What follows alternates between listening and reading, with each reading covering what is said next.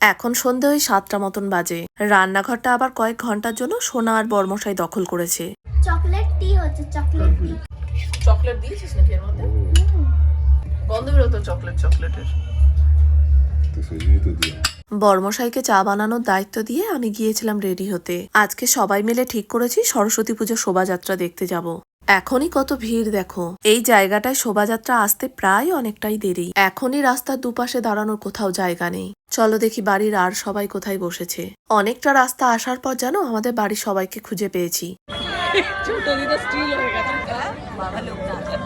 অপেক্ষা করাটাই হলো একটা বিরক্তিকর ব্যাপার। একটা ক্লাবের যদি শোভাযাত্রা চলে আসে, ওই ক্লাবের পেছনই আরো ক্লাবের শোভাযাত্রা আসতে থাকে। এই যে এই লায়ন ক্লাবের শোভাযাত্রাটি হচ্ছে প্রথম শোভাযাত্রা। প্রজাপতির ডানায় আবার কত সুন্দর আলো জ্বলছে দেখো।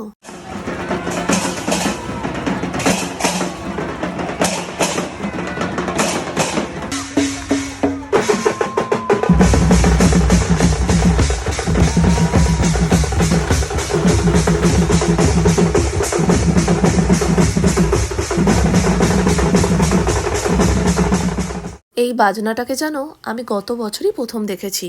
আমার আর বর্মশাই ভীষণ ভালো লেগেছে।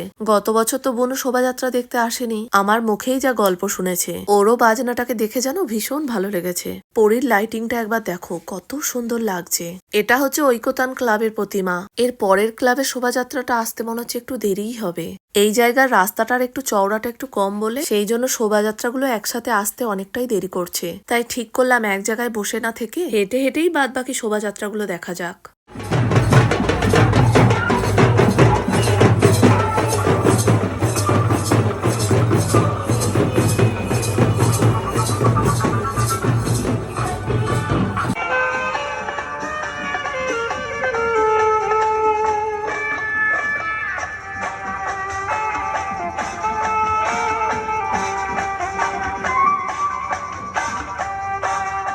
এই চলন্ত ফাংশনটি এবছরের আবার নতুন আকর্ষণ। ছোট্ট একটা স্টেজের মধ্যে যাবতীয় ইনস্ট্রুমেন্ট থেকে শুরু করে বক্স লাইটিং কি না নেই।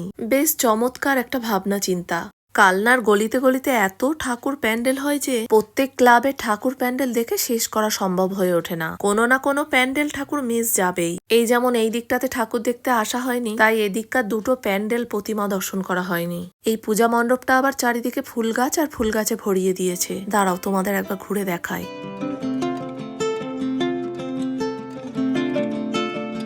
সত্যি খুব সুন্দর করেছে, না আসলে না খুব মিস করতাম। আর এটা হচ্ছে আরেকটা পূজা মণ্ডপ। প্যান্ডেলটাও যেমন সুন্দর, প্রতিমাটিও তেমনি সুন্দর। ক্লাবটির নাম হচ্ছে স্পুটনিক ক্লাব। এবছর আবার শ্রেষ্ঠ প্রতিমা স্থান অধিকার